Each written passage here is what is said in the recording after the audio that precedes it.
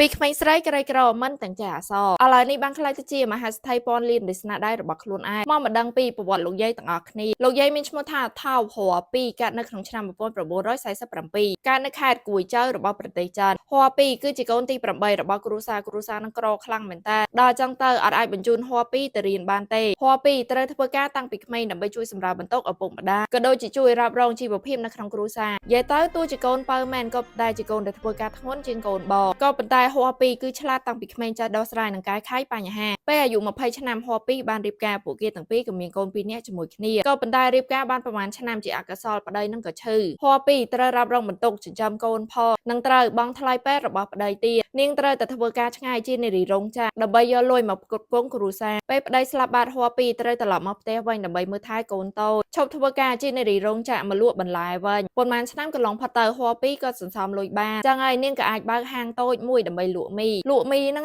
គឺលក់ដាច់ខ្លាំងមែនតើដោយសារហាងហួរពីមានរូបមន្តពិសេសនោះគឺម្ទេសឆ្ងាញ់ពពួកម្ទេសច្រាមអស់នេះភ្ញៀវមកហាងហ្នឹងដោយសារតែម្ទេសហ្នឹងភ្ញៀវខ្លះមកដើម្បីទៅទិញម្ទេសហ្នឹងទៀតមើលឃើញឱកាសថាម្ទេសលក់ដាច់ជាងមីហួរពីក៏ចាប់ផ្ដើមបែកកំណត់ឥឡូវនេះហាក់ត្រូវធ្វើទីផ្សារសិនចាប់ផ្ដើមឲ្យគីឡូម្ទេសទៅអ្នកបើកឡានធំដើម្បីឲ្យពួកគាត់ភ្លក់ឲ្យអ្នកបើកឡានធំមកគឺមានក្រុមរបស់គេម្ទេសហួរពីនឹងឆ្ងាញ់ចឹងហើយគេជួយផ្សព្វផ្សាយឲ្យបងប្អូនគេស្គាល់ទៀតសំខាន់ណាស់ហួរពីក៏ចូលចិត្តធ្វើបន់ខ្លាំងមែនតើធ្វើបន់ជាមួយនឹងនិស្សិតក្រីក្រហើយនិស្សិតក្រីក្រនឹងតែងតែហៅគាត់ថាម៉ែធរចឹងហើយបានហួរពីយកឈ្មោះមួយនឹងមកធ្វើ brand របស់ខ្លួននោះគឺឡាវកាន់ម៉ាឆ្នាំ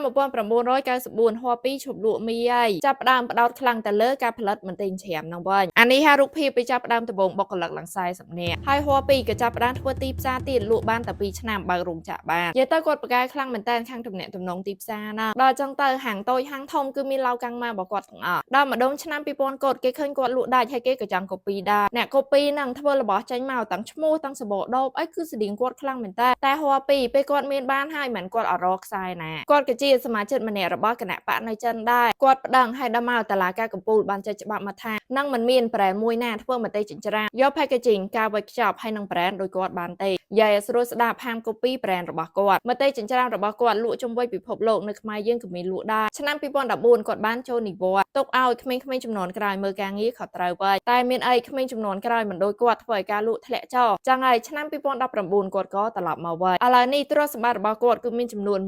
$1000ពេលដឹងរឿងលោកយាយហួរពីហើយមានអារម្មណ៍ថាគាត់លយខ្លាំងមែនតើចុះអ្នកទាំងអស់គ្នាវិញគិតចឹងដែរអត់កុំភ្លេច comment នៅខាងខ